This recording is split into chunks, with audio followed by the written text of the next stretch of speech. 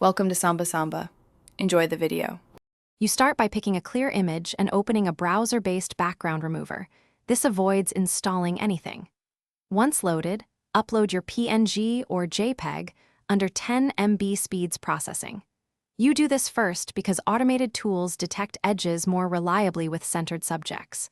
While the tool analyzes, note the preview area and available brushes. These let you refine edges. Make sure to allow the site to finish its first pass before touching any controls, because premature edits can confuse the mask. Once the automatic pass runs, examine the mask closely and switch to erase or restore modes to fix mistakes. Zoom in to around 200% and reduce brush size for hair or wispy edges. This is why you avoided initial heavy edits. You should alternate between removing stray background pixels and restoring clipped foreground parts, because edges are often imperfect. When done, preview the subject against a solid color to spot haloing, and continue refining until the cutout looks natural against that color. Now place your new background behind the cutout and adjust scale, position, and lighting so the subject fits naturally.